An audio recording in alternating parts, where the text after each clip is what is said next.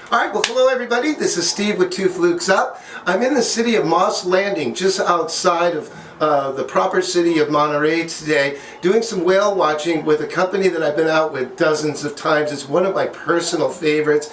It's called Blue Ocean Whale Watch, and standing next to me is Kate Cummings. She's the actually owner of Blue Ocean. She didn't just merely buy it, she started this up from scratch with her partner Jim. He's not here today to introduce you, so I think Kate's going to do just great. But as you all become accustomed to, the first thing I like to do is just introduce the trip that we just went on. And I'm actually going to have Kate talk to it because my count was roughly 452 whales, and she might disagree with me a little bit on that. I'd say we probably saw upwards of 30 whales today. But we saw those 30 whales about 15 times, hence my count. Good math. Yeah. So Kate, why don't you tell me, what did we see out on the water today? So today we saw humpback whales, and they were cooperatively feeding with hundreds of sea lions, and they were feeding specifically on schools of anchovies beneath the surface. So we saw a large group of humpbacks, probably a dozen, feeding with the sea lions, and there were multiple groups of 5 and 6 that were feeding separate. What I thought was really cool, people will often refer to Kate here as the whale whisperer. She always finds them, and what surprised me the best was we didn't even have to drive not even half a mile outside of the harbor, and we were literally on top of the whales. And that just makes a trip all the more special. But a couple things that was really neat that Kate pointed out during the narration was, hey everybody, take a look at the sea lions, they're a big tell.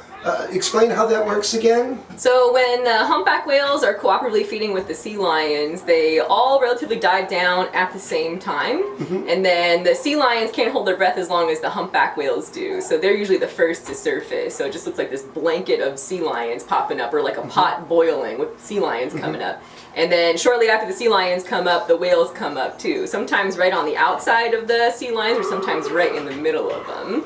That was really cool because just seeing a raft, just hundreds and hundreds of the sea lions, and then on top of that knowing that the humpbacks were going to soon follow, gave everyone a chance to anticipate, get ready, and sure enough it happened every time. Saw lots of seabirds today. All the time on Monterey there's always seabirds, but it was fun to see some of the murres. We learned today that it's when we see the two murres together, it's Papa and the baby, not the mama and the baby. Yep. And your eagle eye, I don't, to this day, you and Stephanie, the cameraman, the naturalist on board, you saw from afar and you pointed out to everyone the fish that was in its mouth, and sure enough we saw the feeding exchange. So that was just cool to see as well. So what I recommend to everybody is come to Moss Landing, just a little bit north of Monterey. I'll write about why I often prefer Moss Landing instead of the former Monterey Bay area. Lots of reasons. I'll go into that into the write-up. But with all of that said, guys, I need to close up. What's special about Blue Ocean?